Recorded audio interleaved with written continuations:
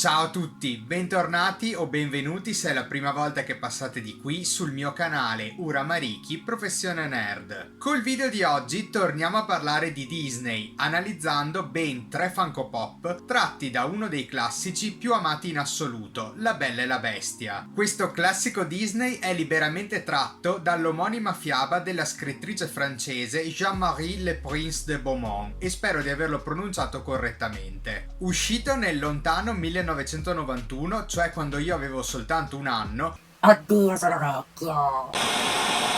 Dicevo, uscito nel lontano 1991, questo film ha ottenuto svariati riconoscimenti e premi ed è stato inoltre il primo classico Disney a mescolare la computer grafica con i tradizionali disegni fatti a mano. L'utilizzo della CGI si può infatti notare nella sala da ballo del castello. Più recentemente nel 2017 è uscito un live action sempre targato Disney, con protagonista una fantastica Emma Watson nel ruolo di Belle. Emma ha trovato nel cast anche la sua omonima Emma Thompson, che ha interpretato invece Mrs. Brick, e come sappiamo le due attrici avevano già collaborato in precedenza nei film della saga di Harry Potter. Questo cartone animato ha voluto lanciare un importante messaggio, cioè che la vera bellezza non sta nell'apparenza delle persone ma nel loro cuore. Adesso però diamo brevemente un'occhiata ai 3 Funko Pop all'interno delle loro scatole, che comunque poi analizzeremo più nel dettaglio tra pochissimo. Ed eccoli qui, come potete vedere si tratta dei personaggi di Chip, Wardrobe e Lumière. A questo punto mettiamoci subito a spacchettare le 3 scatole e ci ritroviamo poi al termine del video per i saluti finali. A tra poco.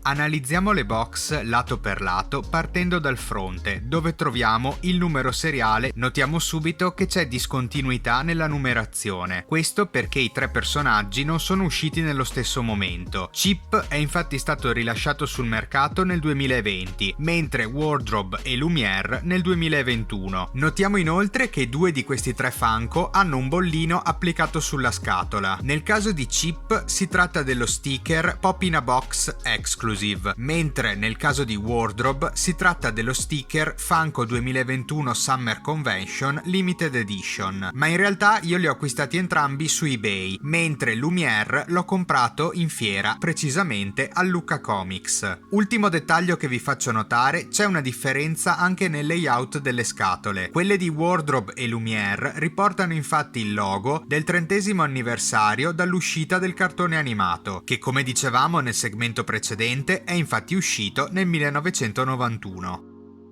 Il lato destro. Sul lato sinistro ci accorgiamo ancora meglio del diverso stile grafico tra una scatola e l'altra.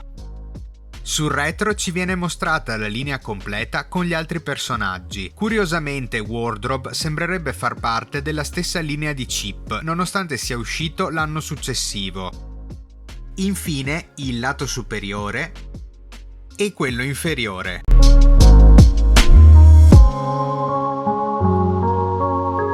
Inizio l'unboxing dal più grazioso dei 3, quindi ovviamente Chip.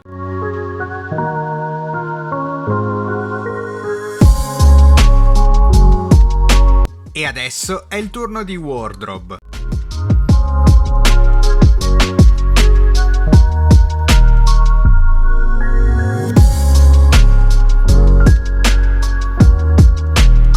E adesso tocca a Lumière, la vera star del film.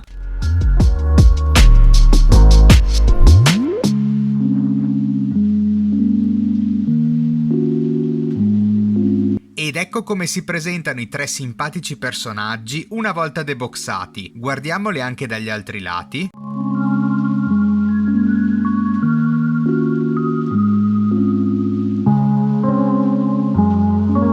Questi Funko Pop sono davvero dei piccoli capolavori. Apprezzo molto il fatto che non siano stati riprodotti in una posa statica, ma anzi, ognuno di loro con la propria gestualità richiama una scena che abbiamo visto nel film. Nel caso di Chip si tratta della scena in cui lui e sua madre Mrs. Brick si presentano a Belle e la piccola tazzina inizia a soffiare tutte le bolle. Per Wardrobe la scena è sempre in occasione del suo primo incontro con Belle, quando le propone di indossare il vestito rosa rosa per la cena con il padrone. Lumière ha invece assunto questa posa quando si preparava a cantare a Belle la canzone Be Our Guest. Mi piace molto anche il fatto che sia stata usata la plastica trasparente per riprodurre le bolle di tè di Chip e le fiammelle di Lumière, perché dona loro un effetto molto più realistico, anziché usare una plastica opaca. Dovendo scegliere tra i tre, il mio preferito è proprio Chip, mentre Wardrobe è quello che mi ha colpito meno. Sicuramente è stata ben riprodotta, ma ho notato qualche difetto e imprecisione nella colorazione, tenendo conto anche del fatto che è quella che mi è costata di più. L'ho pagata circa 40 euro, mentre Lumière e Chip mi sono costati circa 20 euro. In generale si tratta comunque di 3 ottime riproduzioni e il mio voto complessivo è di 9 su 10. Fatemi sapere poi nei commenti sotto il video se siete d'accordo con la mia valutazione oppure se avreste dato loro un voto diverso.